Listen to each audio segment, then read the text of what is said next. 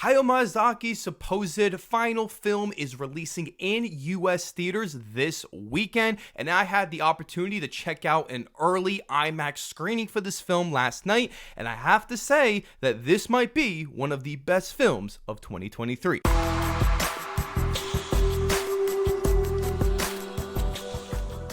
Welcome back, film fans. It is Brad from Let's Be Real with Brad, and today in the channel, I want to talk to you guys about the brand new Japanese animated fantasy film called The Boy and the Heron. The Boy and the Heron is produced by Studio Ghibli, and it is directed by Hayao Miyazaki. So going into this film, I was ecstatic to check it out, as this is supposedly Hayao Miyazaki's final film. We'll see if that changes, because anything could happen.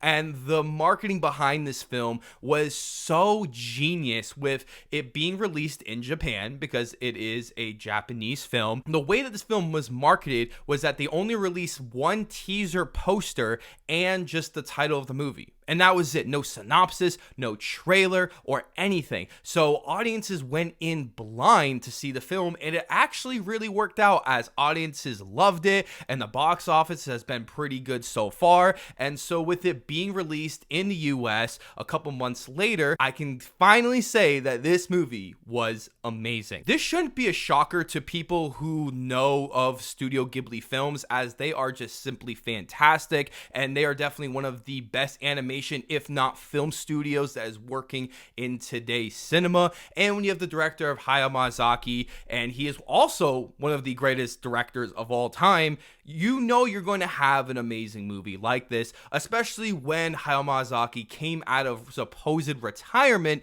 to just make this film. And I think what makes this movie as amazing as it is, and this is a compliment to pretty much every Studio Ghibli movie, is the fact that this movie isn't just primarily made for families, as you feel like this movie can be watched by literally anybody. People really like Studio Ghibli films. They love Hayao Miyazaki, and I think this movie is also a testament to how we should perceive animation films, especially now, where animation isn't just for kids. It's for everybody. It's a medium for storytelling, and it's something I've been talking about on this channel for quite some time now. And so with being as amazing as it is, I also thought this movie has excellent storytelling, as Hayao Miyazaki is one of the most creative, imaginative, and just well-respected filmmakers in the world and of all time, especially in the way that he writes his stories, where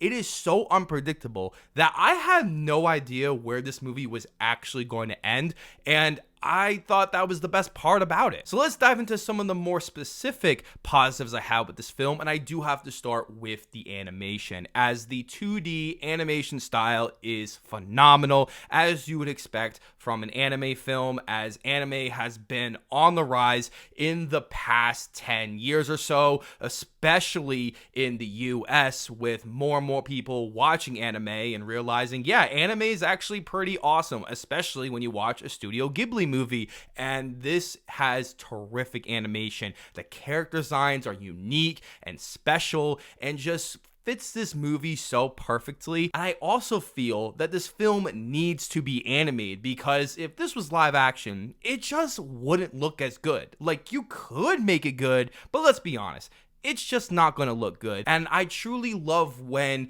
these type of films are able to utilize this medium of storytelling, and those are the best animated films. Easily one of the best aspects about this film is the pacing, as this movie clocks in a little bit over 2 hours, and I thought this movie was an absolute breeze. This movie was so fun and so exciting and so genuine to watch that I honestly could have just kept watching more. But it didn't upset me when this movie ended, because it just felt so genuinely made without studio interference, and like, this is the movie that Hayao Miyazaki wanted to make. And you feel it by the end of the film, when the third act just wraps up so perfectly, and you just walk out of the theater with just a big smile smile on your face knowing you watched this movie that's going to be a classic in the years to come. This movie has a ton of energy behind it, especially with no filler, no fat to it, that it just makes this movie so digestible to watch. And there's always something happening,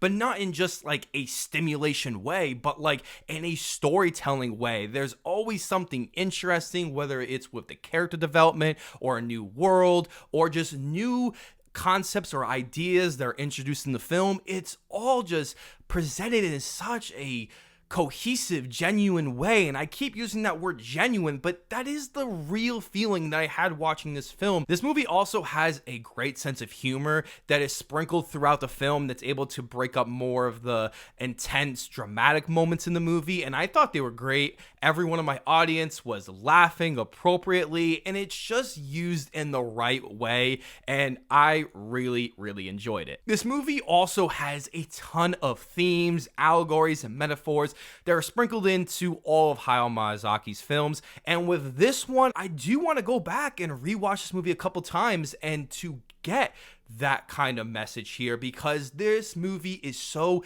deeply layered with all of it, especially with the themes of family and with children and seeing through their eyes. The writing of this film is excellent, as I loved all the dialogue here, as I didn't feel like I was being talked down to. It's simple, but it's straight to the point, but not simple enough that I feel like I'm watching like a preschool type movie. This is a very well written film that I think is very accessible to US audiences, especially if you watch this movie subbed, which I did, and I thought it was very accessible to watch. But trying to see it through somebody else's shoes who doesn't watch a lot of foreign films, I would try watching this subbed, and I think you will really enjoy it this way, even though the dubbed version of this has a ton of amazing actors doing the voice acting, so I'd be really curious to see how the dubbing is for this film. Surprisingly, I actually had a few criticisms with this film, and the first one is sort of a nitpick, but the piano score that plays in this film, which is beautiful and amazing, just like the rest of the score, it's appropriately used throughout, and it definitely added to the emotion to this film. There's a few moments that happen in the middle of the film where the piano score is just overused, and it felt a little manipulative to me, but again, it's just more of a nitpick. But really, my main criticism with this film is with the first 15 to 20 minutes, as I did feel that it was very exposition heavy, which I get, is going to happen in the first act of the film, but I just really wasn't into it right away, as, you're not really getting all the cool, strange elements that you would expect from a movie like this, and I get the purpose of it, but it did feel a little bit repetitive, especially when you meet this Heron that just keeps coming back and forth to the window. It's like, all right, I get it, let's get this movie going, especially when you have a film like Spirited Away, where the first act of the film is actually really fast and we get into the strange world pretty early on, and this one does take a lot of time to get into, and I kept wondering to myself, man, when is this movie really gonna get good? But once we enter into this strange world, this movie is just simply amazing, and I didn't want this movie to end. So overall, guys, The Boy and the Heron was simply phenomenal, and it deserves to be seen on the big screen. It is filled with so much emotion, passion, creativity, and love. With this film having so many deep and complex layers to it, I got so much out of this film, and I'm trying to be really vague about it because this is the type of film that I think you just need to experience for yourself, and maybe you watch a spoiler review after talking about those specific things, because this is a movie that you just need to feel, enjoy, and soak everything in, because that is how I feel this movie needs to be seen, and I think this movie is definitely worth your time, and you should probably go see it in a rewatch, because why not? I'm giving The Boy and the Heron a 9 out of 10. Thank you guys so much for checking out this review. As I want to know below in the comment section, have you seen The Boy and the Heron, and where would you rank it among the other Studio Ghibli films? I would love to hear about it. Before you guys check out this video, don't forget to hit that subscribe button, leave a like as you always should, and ring that notification bell so I can always see you in a brand new video. I'll see you guys at the movies.